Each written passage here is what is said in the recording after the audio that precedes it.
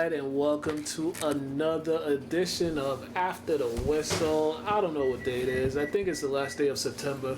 No, it is the... Yes, last day. We in the sea? We in the I thought it was the first day of October. Yeah, that's tomorrow. September went by quick. This is the longest year ever. I swear. Everything that's happened, you'd think it was all happened 5 years ago, but it's like the longest year ever, the longest playoff, the longest NBA season continues. Well, not for the Celtics. They got up out of here. Yeah, they got up out of here. Like this past Sunday in 6 games, the Heat got them in 6 games, and it was just, when you don't correct bad tendencies, they bite you in the butt. And that's exactly what happened to this team. Man, it's really just experience over youth, man. That's really what that boils down to. They had all the talent in the world, but they didn't have, I want to say, those high-nosed workers like Miami Heat do. And once again, I was talking about they need to learn how to play a 48-minute game. Hopefully over the summer they can focus on that, and they'll put their best foot forward next season. And you can't be panicking in the playoffs. That's what they did. Every game they lost, it was panic time the last 5 minutes of the game, the money time of the game. They just panic. The Heat go on a run, and they panic. And you know what teams do when they panic? They start jacking up threes. And I don't get why you're shooting. This was the problem. Game 6, the first 23, out of the first 23 shots, 21 or 22 shots, 15 of them were three-pointers. Like, that's not how you start off. They're too busy. Well, for one, they're too busy listening to the analytic guys. Most of the guys who never play basketball, because you would I want to say, playing the game, you'd realize that shooting that far from the basket is less probability you're gonna make a shot. So you might want to get some layups, some jumpers, but they need to get, honestly. Some teams can work with this new style NBA, You know what I mean, threes and layups. Other teams need to go back to their traditional way of playing basketball to help you win. Everybody can't beat Golden State. Everybody can't beat the Rockets, and you see how well the Rockets are doing. Yeah, and the thing is, the two best guys on the Celtics, they're mainly mid-range guys. They're mid-range players. I mean, they can hit threes, but they're mid-range killers. Like that's their finesse. And then I talked about this with a sportswriter earlier. The problem with the Celtics is there's a difference between being there's a difference between being able to make threes and being three-point shooters. These guys can make them, but they're not three-point shooters. Yeah, I mean, mostly everybody in the NBA can make some threes, but there are very few guys that are labeled shooters and definitely three-point specialists. Yeah. But what I'm also going to say is people forgetting the big elephant in the room, the Celtics have no bench. That was the problem, too. They have they have guys on the bench, but there's no production from them. Yeah, they go like 6 deep? For one, I know the Heat went like 3 deep off the bench. They cut it short because they know prime time. You gotta get your plays in. It's not about he might be able to give us a go. Like that's that college coaching that Brad Stevens. Like you gotta nip that in the bud. Like you can't give everybody opportunities at crucial times, man. It's all about just coach your winners, man. And it seemed like they were just trying to find guys off the bench because they put in Grant Williams, they put Robert Williams. I mean, Enes Kanter came in, he did some great stuff, but Enes Kanter is a liability on the other end of the floor. That's why he couldn't play. I think Robert Williams, he's a guy, I think if they had more trust in him, he could have helped out this series because he's an athletic big. Like, it's crazy how athletic he is, but they just don't trust him. That's why it's crazy because when he gets on the floor, good things happen, but it's just he's young and they don't really trust him like that. I like Grant as well. Well, he made some big shots in the playoffs. He locks up. That's what we needed more of. Yeah. So, but it was a weird season. Yeah. As a whole, you're trying to plug rookies in and get them some time, and you didn't have enough time to get them real time. Yeah. So it's tough. He did the best. He did the best he did. Yeah. I mean, Eastern Conference Finals isn't the worst, especially after people thinking losing Kyrie, we weren't going to be anything. We were even better. So that being said, we'll probably be even better next year. Yeah, like this year's loss wasn't as bad as last year's loss because last year they actually could have stole a championship.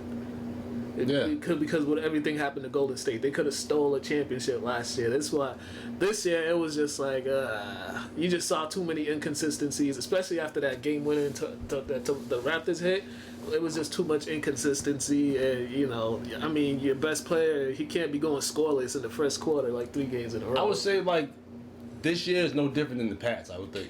Yeah. We lost a big piece, and we're going to see how well they play throughout the season. And if they end on a short note, but it's a good position, how mad can we be? Hey, they're looking for a big. Miles Turner's out. He wants out of Indiana. So, I mean, I heard Oladipo wants out too, but we'll see. But if Robert Williams, if he could get his act together, make a lot of improvements, he could crack that starting lineup and really help the team out because that dude he can help a team out the way he plays. All right, and the Lakers back in the NBA Finals for the first time in 10 years after their 4-1 win over the Nuggets. We kind of saw that coming. We said if the Nuggets go down 3-1, ain't no coming back from this, and there was definitely no coming back from that, especially since they gave Game 2 away. That was like their last hope, but this isn't a shock to me at all that the Lakers got there, especially after what happened with the Clippers and all that. It's not a surprise.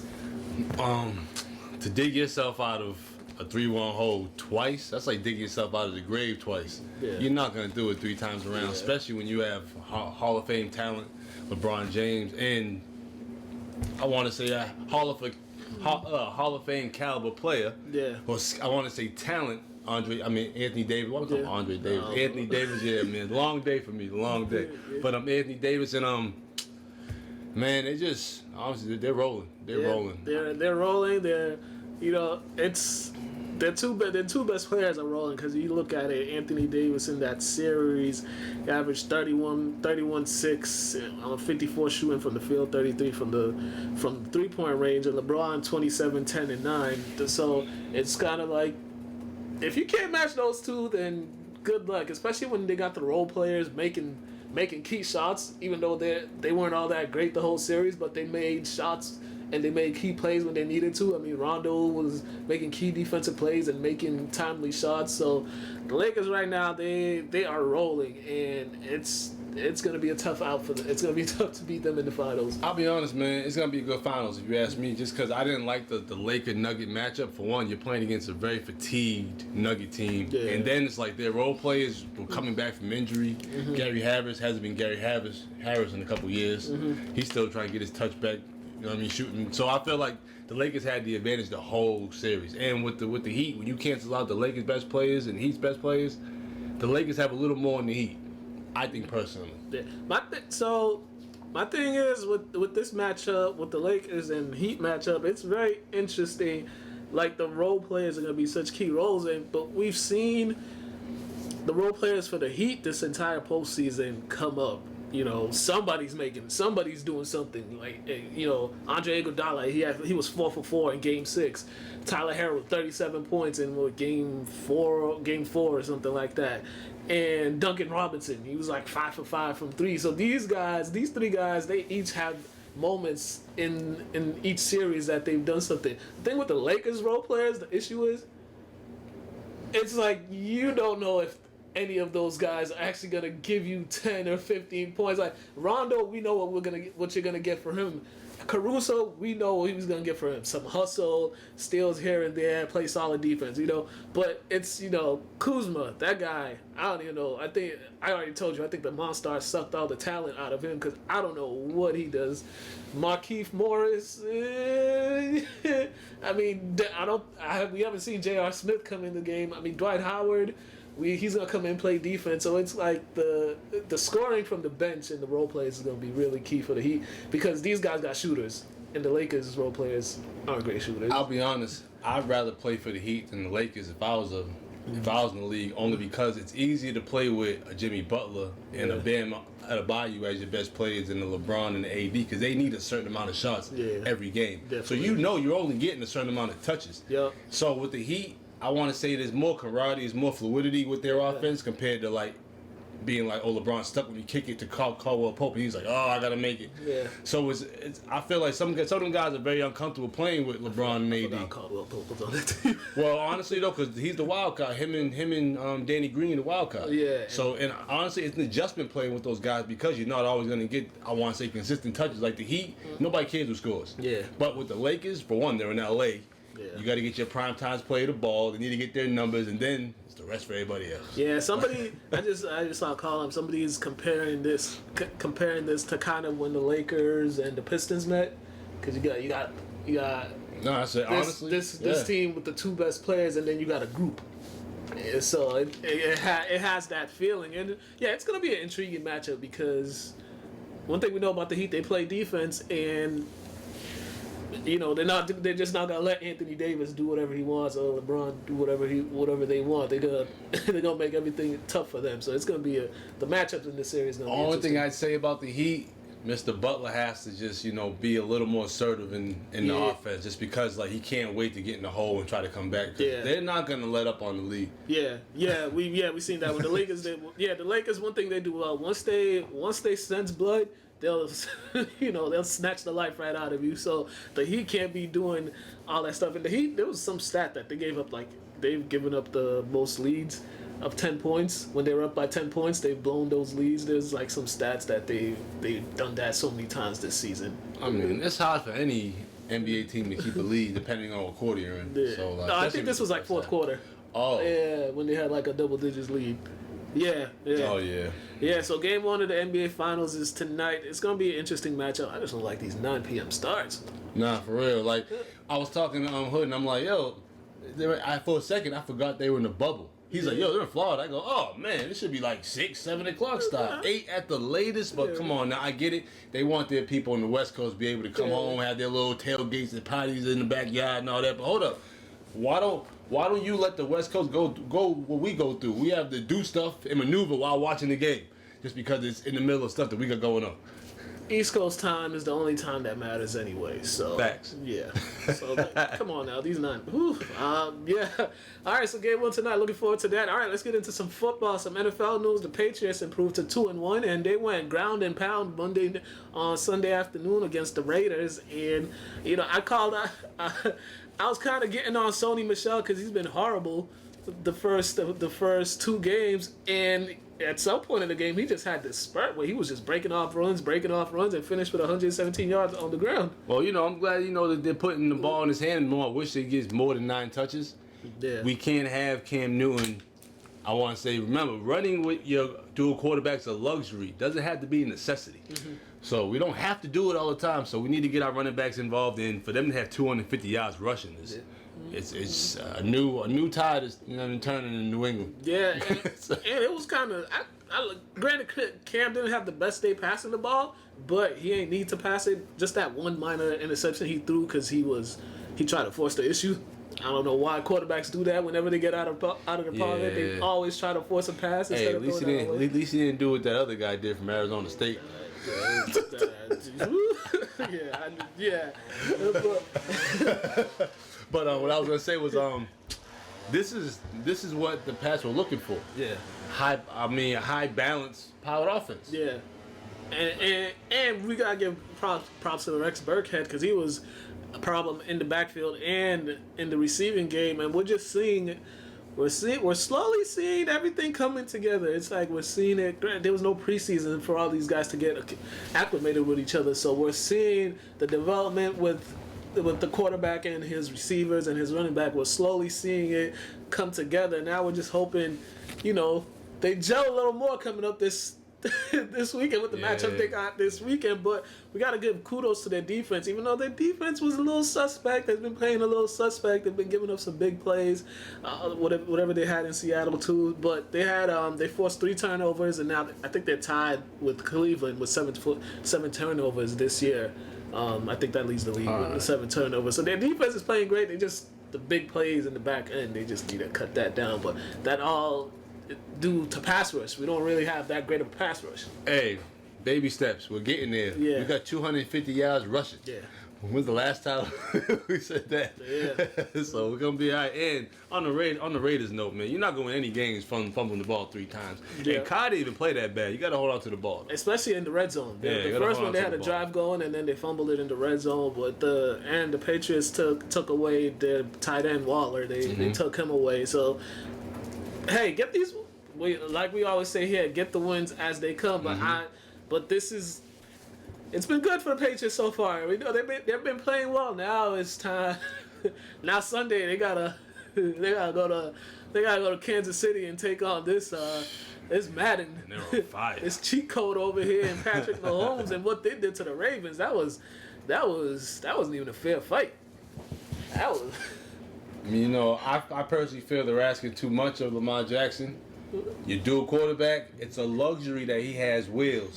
Yeah. Doesn't have to be a necessity. You have Ingram as your running back still, right? Yeah. Who's a solid running back. Got 3 good running backs. You got to get those guys touches. You can't get talent drunk. You can't get drunk with seeing Lamar and what he does because he'll end up on the bench hurt like Cam. So, and it's just he had an awful game. He didn't come to play. And I won't say passing wise. He didn't come to play passing wise. And also some of his receivers let him down. There was some passes that were thrown that could have led to touchdowns, and his receivers dropped them.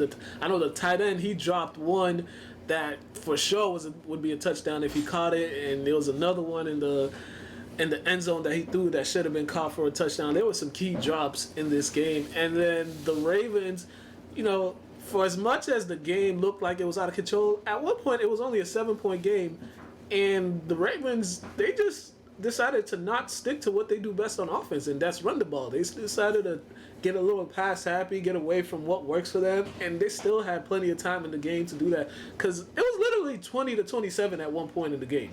Yeah, man, and then they just do what they do. Yeah, you got to seize the opportunity. They didn't seize the opportunity because the Chiefs fumbled the ball and Ravens got a great opportunity. It was just like you can't. And you have to contain Mahomes. For one, you can't let him stay on the field that long because he's gonna shred you. And when they passing the ball and he's getting almost a first down per pass. Was it like 9 yards per pass? 9.2. Yeah. So almost 10 yards per pass. You got to keep that man on the sideline. That's why you have to utilize your running backs, Baltimore. Yeah, that's the best way. That's the best way to neutralize that offense is run that football and kill the clock. Because the way he's playing, I mean, he has yet to throw an interception this year. He completed 73% of his passes. On the season, he's completing 67%. Like 135 rating, 97.7 QBR.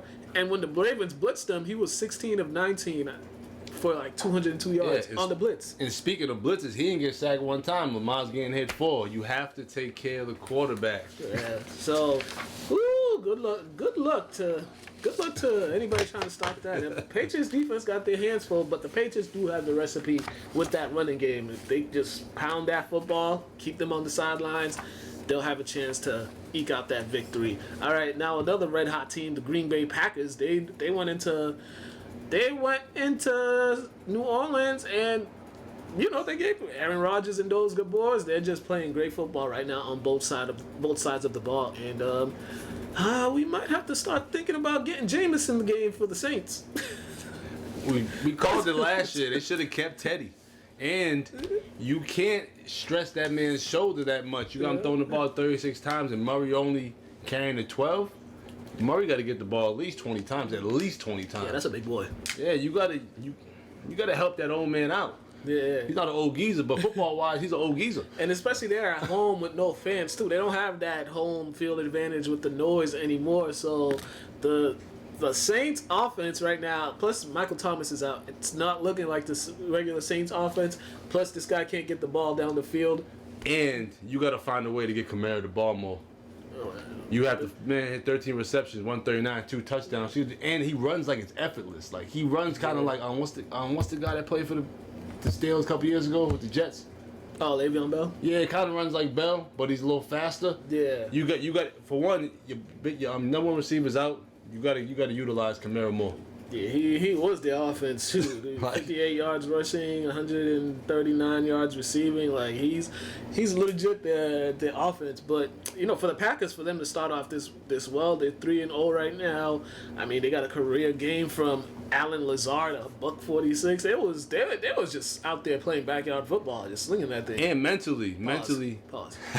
And mentally, they're definitely in tune. They're focused. Like I said, penalties is a big thing in this game nowadays, and New Orleans having 8 penalties for 83 yards, you got to help your quarterback out, and that's helping it all. And the Green Bay only having 2 for 10 yards, that just shows actually they're rolling on all ends, mentally and physically. And then you look at it, Aaron Rodgers on the season so far. This guy, he's putting up MVP numbers this season. He's tied 4th in the league with touchdowns with Mahomes with 9, 3 straight games with multiple touchdowns, 3 straight games without an interception.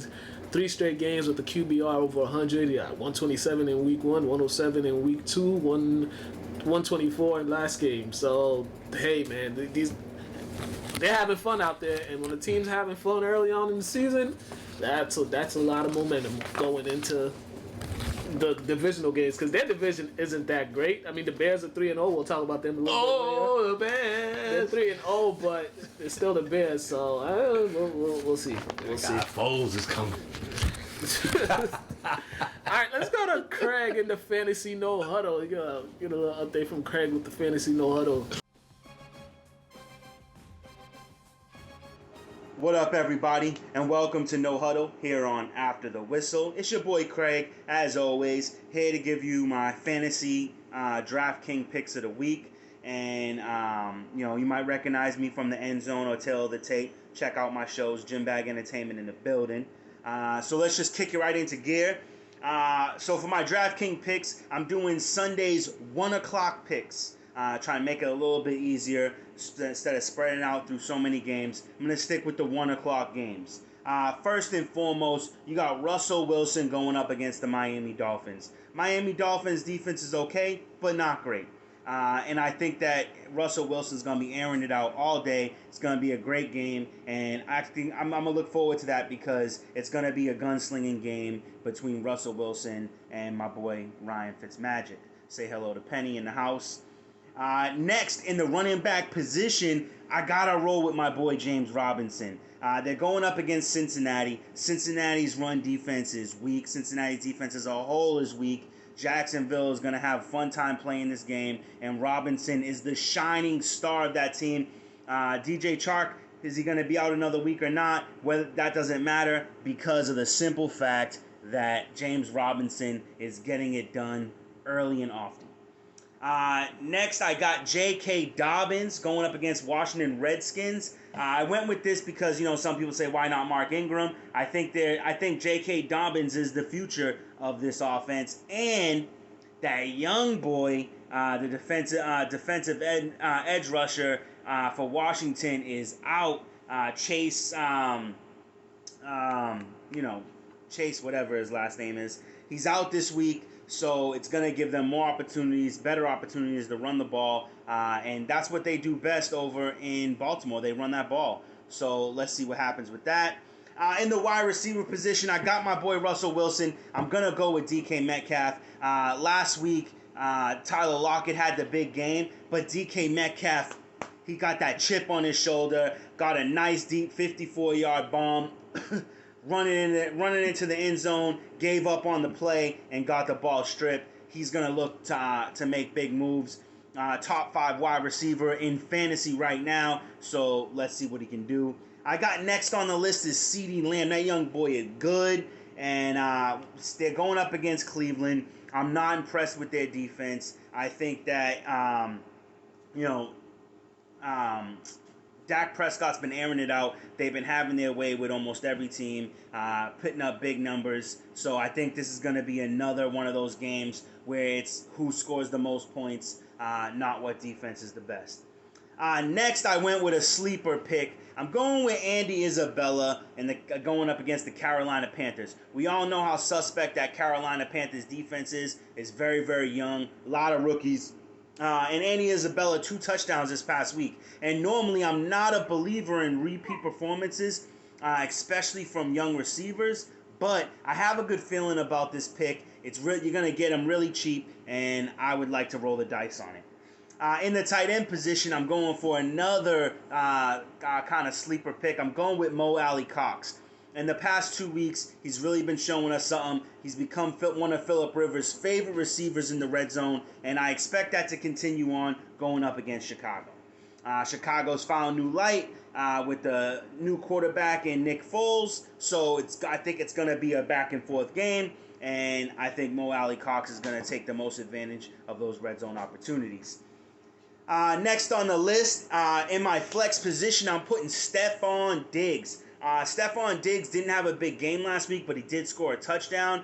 But they're going up against the Raiders. It's going to be a big game between these two teams. Buffalo undefeated. Raiders coming off a bad loss to the Patriots. They're going to look to recover. It's going to be back and forth all game, and I'm liking Stephon Diggs' opportunities. And their rookie corner, who would be facing them, got an injured wrist. It's not looking too good for him, so I think Stephon Diggs takes big advantage. And then for the defense, I put in Tampa Bay. They're going up against Los Angeles Chargers. They're going up against a rookie quarterback. They're pretty much a brick wall when it comes to the run game. That defense is extremely underrated, and I think they're going to take advantage of this young rookie. So look for Tampa Bay to put up big numbers this week. That's all I have for you today. Check out the picks. Russell Wilson, James Robinson, J.K. Dobbins, D.K. Metcalf, CeeDee Lamb, Andy Isabella, Mo Alley Cox, Stephon Diggs, Tampa Bay defense. Until next time, I'll see you, and back to After the Whistle. And we are back. Thanks, Craig, for that. And let's go to this New England Sports Update with me and Lynn, and then we'll talk some more NFL when we come back.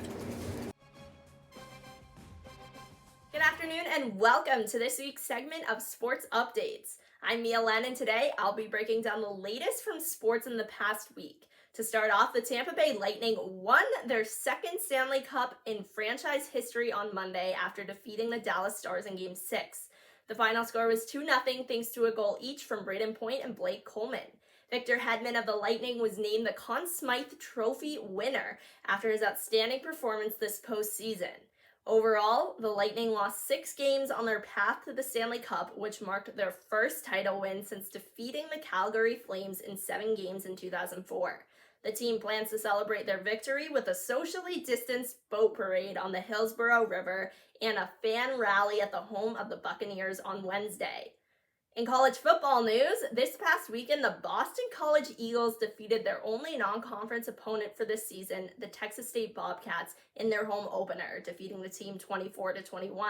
The Eagles had a strong performance from Isaiah McDuffie, and transfer quarterback Phil Jerkovic threw for 210 yards in his first game at Alumni Stadium. The undefeated Eagles will now prepare to take on the 12th ranked in the nation Tar Heels of UNC this Saturday. Kickoff is at 3:30 p.m. In WNBA news, the Seattle Storm advanced to the WNBA Finals in their win over the Minnesota Lynx on Sunday. The Storm swept the Lynx in a best-of-5 series to earn their spot in this year's finals. The team can credit Breanna Stewart and Sue Bird for their 31 and 16 points respectively. Notching double-digit points for the Storm also was Mercedes Russell. Storm Alicia Clark pulled down 9 rebounds, leading her team in this category.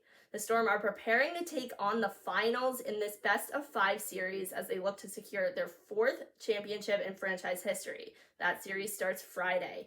That's all I've got for today. Make sure to tune in next week for more sports updates. All right, and we are back, and we are going to get into week 3 of the NFL. You know what? Before we get to the Seahawks, the Bears. The Bears are 3-0 on the season, and they made the quarterback move, which I swear everybody knew it was going to come at one point. We didn't know when it was going to come. I knew it was coming. But everybody knew the quarterback switch was the quarterback change was going to come because Mitchell Trubisky was just he's just not a good quarterback. Hey man, if your quarterback isn't good and can't stay healthy, bring in Nick Foles, man. Now the only thing I'm worried about this move is, Nick Foles is usually good when he don't got to play like multitude of games where he got to make like a short run because he's got a little injury issues himself. So we might see Trubisky back on the field if Foles could stay healthy, because that's why he got out of what team was he on last year? The Jaguars. The Jaguars. Yeah, the injury of the Jaguars, and then Minshew got in, and Minshew just went off and take it. But this is just weird. The Bears this is why they haven't won anything in so long, because they're just like, you knew Foles was the better quarterback in the offseason, but you still made Trubisky the quarterback, and you just see the guy missing throws, throwing interceptions against the Falcons too in a game. Like, is Foles gonna be like the new Ryan Fitzpatrick? Like always gonna have a job? Yeah. Does well, but for most of the season plays awful. Yeah. Hey, I'm with it. I ain't mad at him, man. Hey, man, if He's a fan favorite. If someone's willing to pay you, then hey, I ain't mad at you. Another guy, he got paid and he's been balling too. Mr. Russell Wilson, putting on another show this past weekend and just adding to his MVP season. He's got 14 touchdown passes on the season, which leads the league. And I think that's the most by any player in the first 3 games. Yeah, that's the most by any player in the first 3 games. Mahomes had 13 2 years ago. But woo, them Seahawks, man. Yeah, he's looking like the front runner for MVP. A lot of people are saying it, but he's putting some big numbers up there. Doesn't help that the Cowboys had Prescott throwing the ball 57 times. I get it. You're trying to make him your guy. For one, pay him. 2, this man Elliott held out on you guys, and you only give him the ball 14 times. He's probably gonna be asked for a trade soon. Yeah. Like that's just in. Was Cooper even targeted much? Yeah, he was, but I don't play know. Well? I don't know the Cowboys. I don't know the deal with the Cowboys. They're just not a good football team. They got all that talent. They're just not good. I don't know what it is, because it possibly can't be the coach. I don't know. Y'all switch coaches and y'all still having the same issues y'all had last year. Keep falling behind. The defense is not that great. They can't really run the ball. I mean, only had 2.9 yards a run. That's pretty sad. The offensive line is hurt all the time, so it's like I don't know. The NFC East right now is a hot mess. 6 wins will get you that division because right now they're a combined 2-9-1. The NFC East. I mean, Dak throwing 2 intros is like you gave him 14 points basically. Like and they had opportunities to stretch the lead in this game, but they didn't capitalize on the opportunities they had, and they gave Seattle a little bit. They're playing at home. They didn't have enough separation, and Seattle just went down the field, game-winning touchdown. But give it up to these 2 guys, DK Metcalf and Tyler Lockett, each with 100 yards. 110 for Metcalf, 100 yards for Lockett, and 3 touchdown catches. But for also Russell Wilson, he became the 5th QB in NFL history to throw 5 touchdowns in consecutive games, joining Tom Brady in 2007, Dante Culpepper in 2004, Tom Flores in 1963, and Big Ben in 2014. And Westbrook is also the first player in NFL history with 4 touchdowns in each of his first 3 games. MVP. Yeah. MVP. Did you watch this Bills? Did you see the ending to the Bills and Rams game? You got to explain it to me because I'll be forgetting some of these games. All right. So first off, it was a 3rd and 22 that happened in that game. Oh no, I didn't see that. Oh yeah, 3rd and 22, and the Rams allowed a first down on that. This is like the final drive of the game. Then a 4th and 9. Yeah. Then it was a 4th and 9, like in the red zone, and they called probably one of the worst defensive pass interference or defensive holding calls I've ever seen in my life, and that gave the Bills the first down, and that's how they got that touchdown. When I mean it was a horrible call. I know the commentators are just like, "Oh, that's a tough call." I'm like, "That's a terrible call." Like for one, you're allowed 5 yards. So when I was watching it, I saw the dude. They were both going at it, and 5 yards, and he let go. The ball was thrown, but it was 5 yards. He let go. That's not passing. That's not defensive pass interference. That's crazy. Yeah. So the Bills are 3-0 on that game, but yeah, that was 28-3. You're up. Is that like a cursed score or something? Like it might be because what they scored like 28 points in the second half.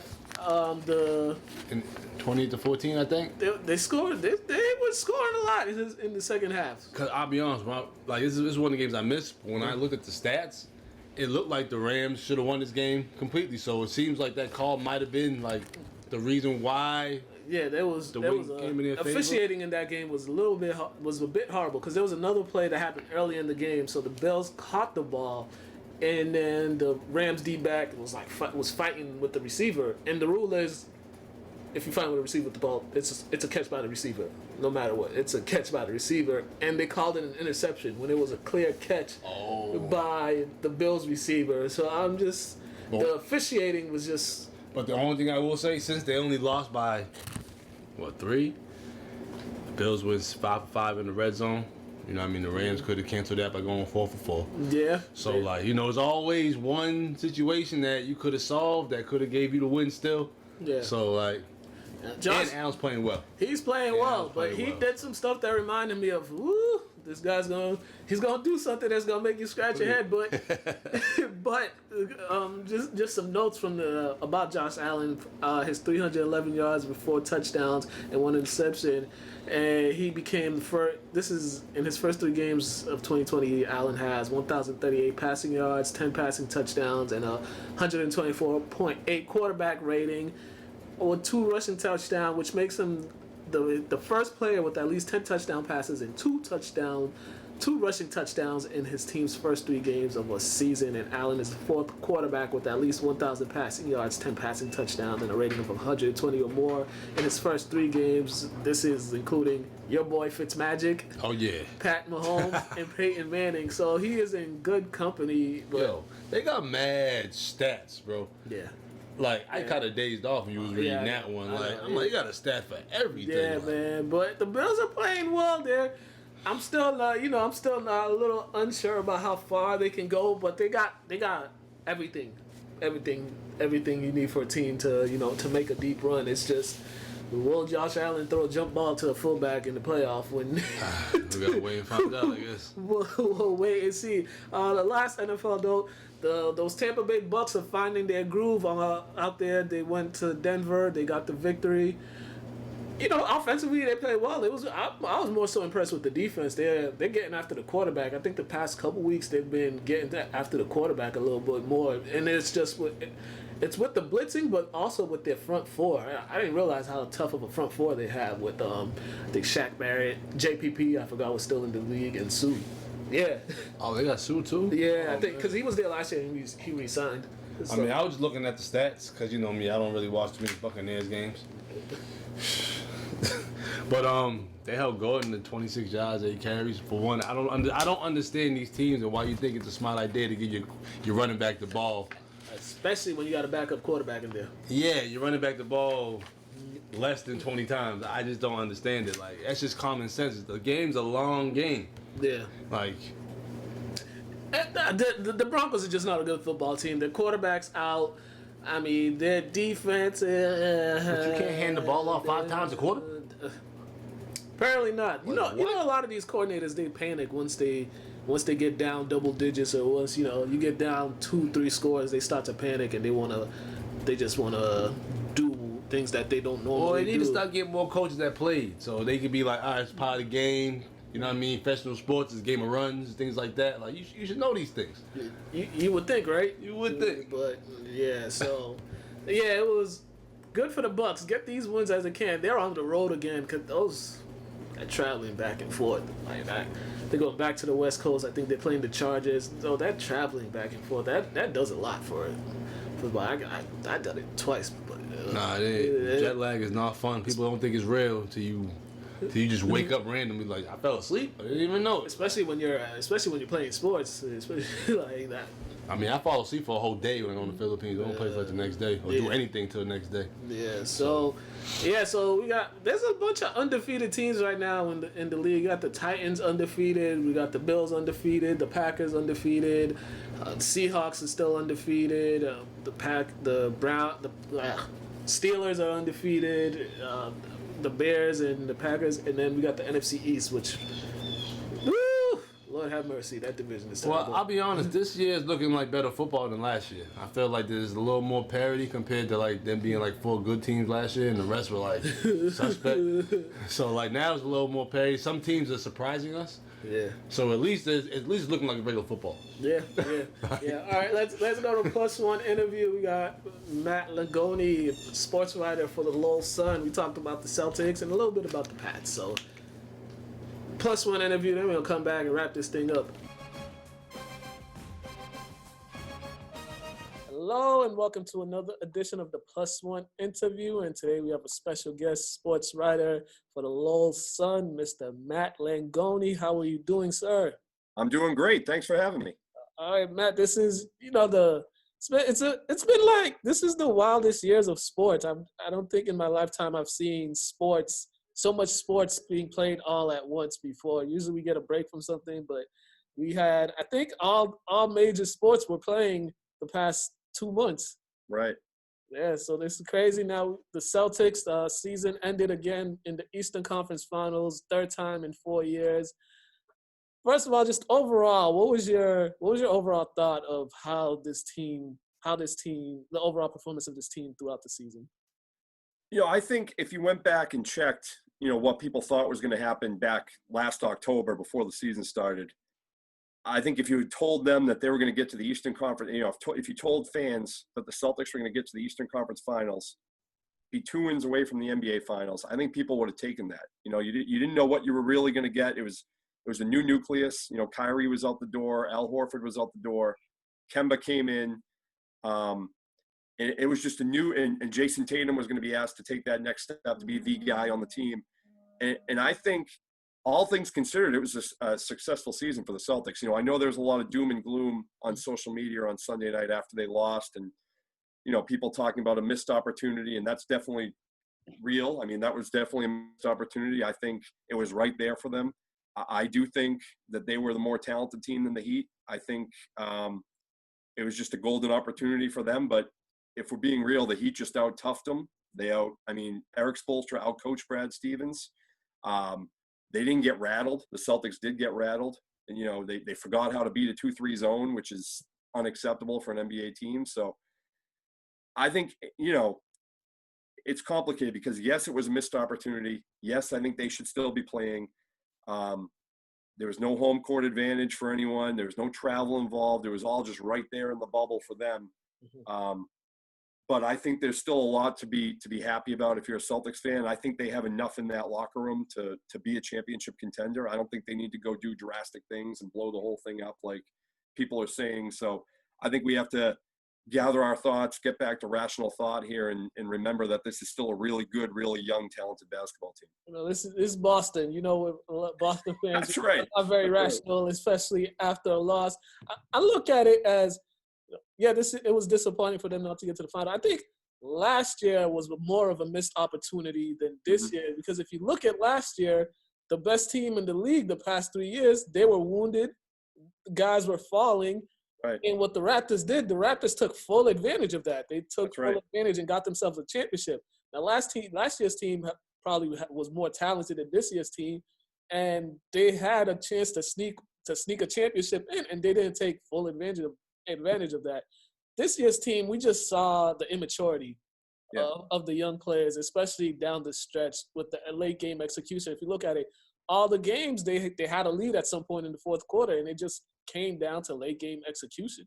Right. And, I think you can chalk some of that up to the fact that, your best players are 22 and 23 years old. Jason Tatum and Jaylen Brown. I mean, those are your guys. I mean, Kemba Walker is a great player in his own right as well. But I think even Kemba would acknowledge that this is probably going to be Jason Tatum's team going forward. I think we all know that Tatum is the franchise guy here. Kemba's a great, top 2 or 3 option on a team. But, I mean, when your best players are that young, there's going to be some hiccups. But maybe the alarming thing is the Heat have 2 young players, Tyler Herro and Bam Adebayo, and those guys made all the key plays that they need to make. I mean, they didn't get rattled.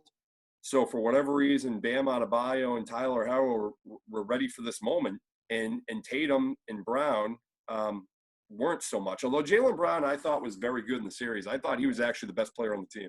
The most consistent one. He was the most consistent one out of the entire group, because Tatum, he just had these moments. I think it was 3 straight games. He started off 0 for 13, 14, 15 in the first quarter. Right. He has these slow starts in games, which is baffling. If you want to take that next leap, if you want to become a superstar player, you can't have early mishaps like that in big games, especially in the conference championship.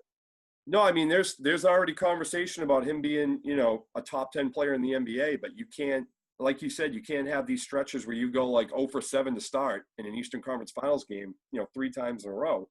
If you're a top 10 player, you got to command that game right off the bat. I mean, you don't see LeBron James or Anthony Davis or any of those guys doing that. They're seizing the moment right away, and they're getting theirs early on, and they're doing it the whole game long. So that is one thing I think that, that's going to be part of Tatum's development. He's going to get better at that, obviously. I mean, he's a great player. He's extremely talented. I think his court vision got a lot better this year. I think he's seeing the floor better. He's passing better. He's rebounding better. So he's filling the stat sheet better, which is something he didn't really do last year. Last year, he was more of a scorer. Now he's become more of a complete player. But now he needs to take that next step where he needs to be the dominant player on the court from the first minute to the last minute. And I think that will come. And that's one of the reasons I think there's still a lot to be optimistic about for Celtics fans. I mean, the guy's 22 years old. Let's give him some time. Let's allow him to have a hiccup in his third NBA season and hope he learns from it. Yeah, I think one thing with the team, the way it's constructed, you can see they need a couple of veteran presence or just a couple guys off the bench that could come in and do something, because the rotation was very short and the guys they had coming off the bench were young guys. I mean, Cantor, he with the opportunities he got, he seized it. But what for me, what the Celtics need is they need a couple knockdown shooters and a couple big men that could just come in there, just rebound the ball, because defensive, especially protecting the paint, that was a big issue. I mean, Bam got to the paint and did whatever he wanted. And the frustrating part about the Celtics, they kept jacking up threes to start each game. When the team overall, agree. I think they've needed they've needed a knockdown shooter for years now, and they haven't found one. And if you're going to take 48 3-pointers in an Eastern Conference Finals game, you better have dudes who can knock them down. And they don't have that knockdown shooter. I mean, the guys they have are streaky. Kemba's streaky. Jason Tatum's streaky. They're scorers, but they're not necessarily shooters. You know, they're not like a JJ Redick or a Klay Thompson or somebody like that who's just going to knock shots down left and right. They don't need somebody that good, but they need to go out and find somebody who, if he's open, he's going to knock that down. And he's going to command attention, which will open up the lanes and for Tatum and Jaylen Brown and Smart and Kemba. They definitely need that, and they definitely need a big guy who can defend the pick and roll. Because that's the one thing about Enes Kanter is, as good of a rebounder he is and as good of a scorer he is inside, he gets exposed on the pick and roll. And you're right, Bam was just killing them. And Bam Adebayo was the difference in the series. I mean, he did everything. I mean, he can defend, he protects the rim, he passes, he rebounds, he scores, he's a good free throw shooter. I mean, he is the ideal big man in the modern NBA right now. That's who you want. You want to try to find a Bam Adebayo. It's most likely the Celtics aren't going to find a guy that good, but they're going to find an athletic big man who can defend the pick and roll. I hear Miles Turner once out of Indiana. So. Yeah. You know, that's an interesting one. I heard a rumor, there's rumors going around about a Hayward for a deal that sends Hayward to Indiana and maybe Marcus Smart for Turner, but I don't know, man. I'm not as ready to give up on Marcus Smart as some people are. I think he does so many things for the team that you're not going to find anybody else. Yeah, he'll give you a headache sometimes with the 3-point shooting and the forced offense, but he does so many intangible things that I think he's so valuable. He's the ultimate team player. He's the ultimate role player. For sure. His role every year always changes. He'll be in the starting lineup. He'll come off the bench. He's just the ultimate team player, the ultimate role player. Also, Hayward, I think he has a player option coming up this off season, and now there's talks of maybe trading him. His inability to stay on the court has been an issue. I mean, what do you think is going to happen there? Well, I think he's definitely going to pick up his option because there's not another team that's going to give him $30 million.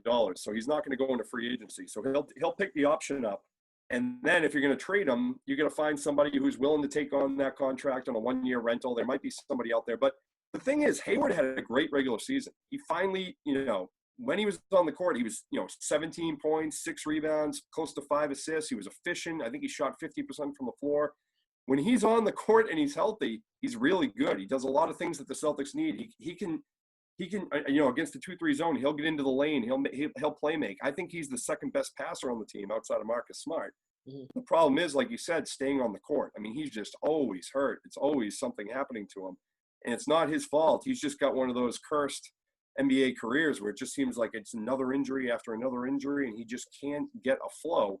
So that's really the most frustrating part about Gordon Hayward. I think he does a lot of nice things. He looked terrible in Game 6. I mean, he missed that layup that was, as easy as they come. He was getting beat on defense. I don't think his mind was there. I mean, you got to remember, he also had a child born back home that he didn't get to witness. He wasn't there for that. So that's, if you miss the birth of your child, that's weighing on you too. You probably wish you could have been home. He wasn't 100% healthy.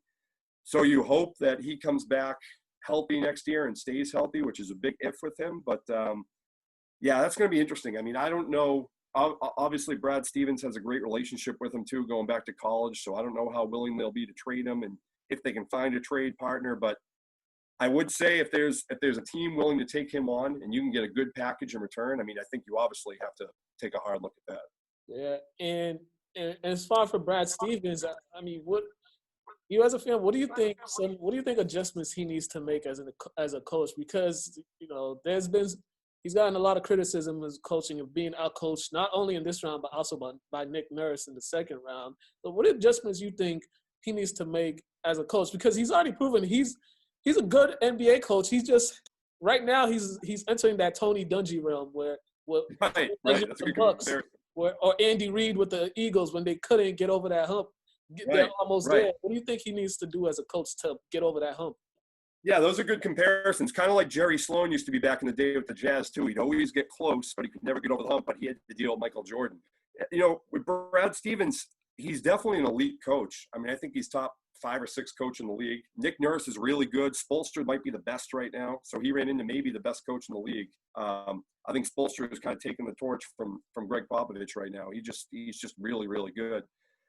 But in terms of adjustments, I think he just has to he doesn't seem to be able to adjust on the fly as much. In a series where things are coming at you fast, especially in the bubble where they were playing every other day, and you didn't have a lot of time to make things on the fly. You really had to think quickly. And I don't think he was so much able to do that. I do think a lot of it, though, was the players panicking in the moment, which you can't really pin on Brad Stevens. I think he told them as much as he could to attack the zone, attack, don't settle. And at a certain point, that becomes the player's responsibility. And I don't think they were living up to it. I think they were forgetting. I think they were panicking. I mean, you go watch like a middle school basketball game. That's what you expect. You expect the middle schoolers to be confused by a zone. You don't expect NBA guys who've been playing for, 16 years or however long they've 17, 18, 20 years to be confused by that. So I do put a lot of that on the players. I think Stevens told them as much as he could. They need to figure out different ways to attack it. I think he tried to make meaningful substitutions. I think when he put Grant Williams into the game in Game 6, that was a great move. But then he took him out again, and that was a bad move. He should have rode with him as long as he could, maybe left him in for the rest of the fourth quarter because he was playing some great defense and making an impact. Yeah. So I think that's another thing, too. He just has to learn to not maybe ride with guys that he's used to riding with and make adjustments on the fly and be like, okay, I like Gordon Hayward, but in this game, he's just not right for this game. So I need to keep him on the bench. And he just needs to be willing to do that and, maybe be the bad guy with some of the players sometimes. Yeah, definitely. And got a few more minutes. A guy I'm really interested in his third season next season is Robert Williams, because for all we say about this guy, whenever he's on the court, good things happen. I know. Every time he gets on the court, good things happen. I don't know if it's the maturity or, his IQ of the game that causes him to not get as much minutes. But I think if he can make a leap and just get a little more mature, he could crack that starting lineup next season. And he's athletic and he can do a lot of things on the defensive side that could help this team. You're right. I mean, he's everything they want to find. He's an athletic big man who can protect the rim. And you're right. Even when he's not blocking shots, he's altering shots. He's getting up there. I mean, his vertical is so big and he's so athletic that he's altering shots. And he gives them something they don't have. They don't have a guy like that. I mean, Enes Kanter can't do that. Daniel Tice is really good at what he does. He's carved out a great role. He's been better for this team than I would have ever imagined him. But even Daniel Tice doesn't give you the same things that Robert Williams could give you. And I think you're right. I think it's a little bit of a trust factor. I don't know that they trust him completely in big games yet. I mean, he's still young. He's still got a lot, he's still one of those guys with potential that he hasn't really reached yet. But you got to give him those opportunities at some point. And I think next year might be the time because that's what they saw. I mean, they saw Bam Adebayo crush them. And right now on their current roster, the only guy who can even maybe match up with them or maybe slow him down is Robert Williams. I mean, that's the only option they have. So they're going to have to try to develop him even more. But you're right. I mean, every time he's on the court, he's doing something right. He's getting rebounds. He's getting second chance opportunities. I think he took a big leap this year. And it just has to be a trust thing right now. They probably just don't fully trust him yet. Mm-hmm. All right. Lastly, before we get out of here, just quickly, the New England Patriots, 2-1 right now so far. What's your assessment of the team and how they've been playing? Well, if anyone's been paying attention to my Twitter or reading me, I love Cam Newton. I love this move from the minute they did it. I wanted it. As soon as I knew Brady was out of town, I wanted them to go get Cam Newton because, you're talking about a 30-year-old former MVP who's motivated and has a lot left in the tank. And, one thing about Cam Newton is he's never had great weapons. he took the Carolina Panthers team to the Super Bowl with Ted Ginn as a receiver, and he had a good tight end in Greg Olsen and a couple decent running backs. But this is a guy that can put you put a team on his back, and I think he's still capable of doing that. And I think they're in good shape. I think the division is a little improved. Buffalo's good, obviously. I mean, they're off to a great start. But the Jets and the Dolphins are terrible. So there's 4 wins right there against those teams. And this will be a big test this week against the Chiefs, going to Kansas City and going against Mahomes, because I think the Patriots defense is still a little bit leaky. I think there's, they got to solve some questions. They had a little bit of a meltdown at the end of the second half last week, at the end of the first half last week against the Raiders, where they gave up that touchdown. But I mean, I like what I've seen from the Patriots right now. I think Cam is saying all the right things. I think he wants to be there. He wants to, adapt to the Patriot way. And I think right now it's as good as anybody could have ever imagined. And we'll see what happens this weekend. But I expect a competitive game. I don't think they're going to go down to Kansas City and get crushed. I think they're a 10 or 11 team at least, and you get into the playoffs and then you take your chances. But I think they're better than people think they are. And I think they have the recipe to neutralize Kansas City. That running attack, that's the best way to keep that Kansas City offense out. Yeah, it's true. All right, Matt, please tell everybody if they want to read your stuff, if they want to follow you, plug in your social media and all that good stuff. Yeah, social media on Twitter, it's at Matt Langone, just my name. And you want to read me, it's www.lowellsun.com. That's our website. I also do some stuff for the Boston Herald as well. That's in our family newspapers as well, so you can read me there, a lot of my Celtics coverage. So definitely check it out, and I appreciate the time. Love talking this stuff. No problem. All right, everyone, that's Matt Langone of the Lowell Sun. You guys been watching the Plus One interview. Have a great day. And we are back. Thank you, Matt, for that interview. Matt, he was telling me he played against Ant and them when he was in high school. Went to Beverly High. Oh, okay. Yeah, so I think he said he graduated 2000. So he was saying he played against Ant. He was like, yeah, he was the best player I played against. Yeah, he got them buckets. Yeah. I'll tell. Yeah, he said oh man, quickly, let's start. I got some notes here. I forgot about this. Doc Rivers got fired. Wasn't surprised to me. I called it. Some people were surprised. I wasn't. You just can't keep losing the second round. They just didn't fire him right away because, he tears up and stuff. He's emotional, so they want to, give him time to breathe. Nah, man, you can't just be known for losing 3-1 leads, man. I'm a Doc supporter. He brought us a chip. So I'm always going to be, us Celtics fans are always going to be in debt to Doc. But nah, bro, it's time to go. Yeah, time to go. It was his time. You just can't lose it. You just can't blow a 3-1 lead with the talent you have, and you just can't keep losing in the second round. That's as simple as it. But on another note, Ty Lue, I don't know. I start watching out for this guy. I think he be doing some stuff backdoor to get himself. Because this is the second time where he's been an assistant, and he's gonna be one of the people looking at for a head coaching job. We saw it in Cleveland, and then. I'm just saying, how some people are. I'm just saying. I mean, some of our most, I want to say, successful people are kind of like sneaky backdoor individuals. Yeah. So that yeah. WNBA Finals, we got Las Vegas Aces versus Seattle Storm. Aja Wilson, WNBA MVP versus Breanna Stewart. She's just a winner. This is gonna be. Wasn't she MVP like 2 years ago? I think so. Yeah, I think she got the MVP. Winner of all winners. Yeah, I think she got MVP her rookie year, and she got a championship her rookie year. I think. She rookie year, I think. Yeah. She's just a winner of all winners. That's gonna be interesting. Bill Laimbeer, he's been doing a great job in that league. He's still there? Yeah, I believe he's the coach of the Aces. He's made a few championship now, runs. As bad as people talk about Bill Laimbeer, who was born in Massachusetts, by the way, you know what I mean? Is he a Hall of Famer? Nah.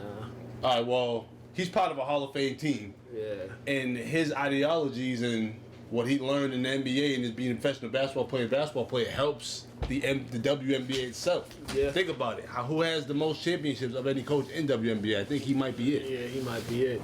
It's a shame that some NBA teams don't give him a shot because he's proven he can coach. Honestly, if man, you can coach, you can coach. Yeah, I think both leagues should give each other shots out in the coaching ranks. You know what I mean? Just because you got guys that are getting screwed in the NBA that should be able to at least test the waters in WNBA and vice versa. Because they're trying to open the doors for women in the NBA. So hey, why not? Definitely. And this one, Mark Cuban, he's helping out Delonte West. I guess If you saw it, I think he made like a call to his mom or something, and his mom was just like, if you can help me find him and get him to rehab. So Mark Cuban found him, contacted his mom, then he got him into a rehab in Florida, and he had him reunite with his family and stuff like that. So hey man, I seen a video actually. Some other people found him. I think before Mark Cuban found him. Oh, okay. That was driving to get some socks and stuff. So you got good Samaritans out there. I'm not big on recording while I'm doing a good Samaritan act, but you know it might have helped Mark Cuban find him. Yeah. So you know, kudos to the people that were supporting Delonte West. I've always been a big fan of Delonte. Yeah, and I heard and I was reading. I think Jameer Nelson's been trying like for the past couple years. He's been trying to like get him to go to rehab, like just trying to help him out whatever way. Well, so they've been players and like old coaches and teammates that have been trying the past few several years. I mean, mental health is real, man. Yeah. Mental health is real. And Delonte had it when he was in the league too, and it was just at that point they really didn't address and they made more of a spectacle out of it rather than going to help him. And they did him dirty the way he got out the league his last year. The way they just scapegoated him out the league, it was kind of messed up. But hope he gets better because Delonte West was that dude. He was nice. Yeah, he was nice. He did it all on the court. He was nice. He was nice. Go to YouTube. Watch some Delonte West highlights. Especially at St. Joe's. Oh, yeah. Oh, my God, St. Joe's. Watch those. All right, let's go week 3 top 10, and we're going to come back, and we're going to do our picks.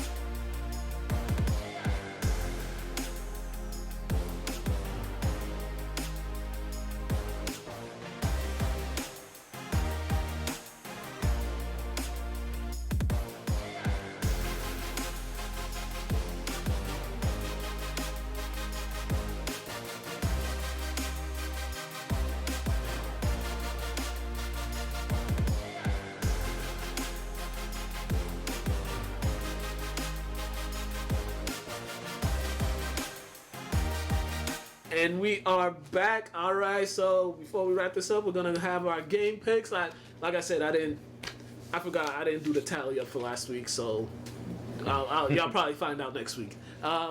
Broncos Jets were in a battle of 2 winless teams, and this is in New York. I'm gonna go with the Jets, man. You gonna go with the Jets? Yeah. I'm gonna go with the Broncos just because the Jets are a hot mess. The Colts at the Bears. Bears, man. You going with Foles? Yeah.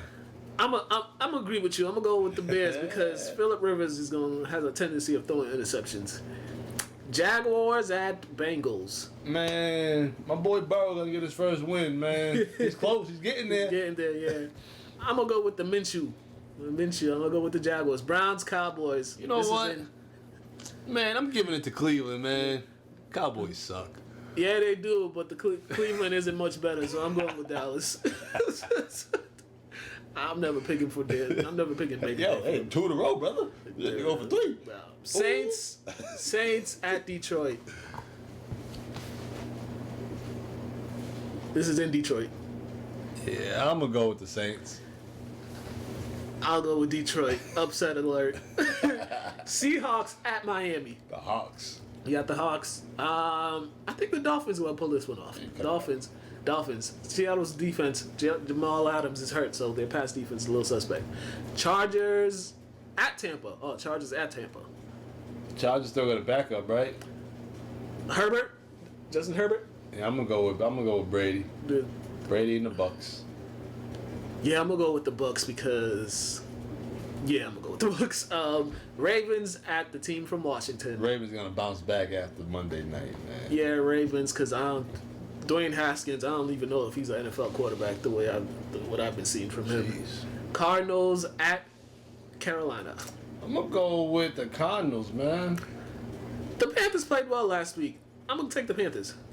Vikings, Texans. Texans, man. Yeah, I'm with you on that. I'm with you on that. Don't Minnesota. Giants at Los Angeles Rams. I'm gonna go with the Rams. Same. I'm gonna go with the Rams. Patriots, Chiefs. Going with the Pats, man. Yeah, Pats. Gonna play Newton. Yeah, we don't play. We don't pick against the Pats here, even if it's obvious to pick against them. Bills versus the Raiders. This is in Las Vegas. Oh, the Raiders, man. Yeah, I'm gonna go with the Raiders. And they playing all right. Eagles, San Fran. This is in San Fran. I think the Eagles gonna get it. You think? Yeah. I'm gonna go with San Fran because I'm just not picking the Eagles until they show me otherwise. Titans and Steelers have been it's postponed because of a COVID outbreak. So Falcons, Packers Monday night. Oh, Packers. Yeah, Packers. Falcons did it again. 16-point lead and they blew it. Man. Out of here. And that is it for us. Remember, make sure to follow us, LCTV After the Whistle on Instagram. Follow the LCTV website at lyntv.org. Facebook, Lynn Community Television. And, for him, follow him on Instagram, Mr. Burton 23, Mukala K. And, yeah, hope you guys are enjoying the remote learning. Y'all gonna be back in the classroom soon. I'm enjoying it. Peace out. Have a great one.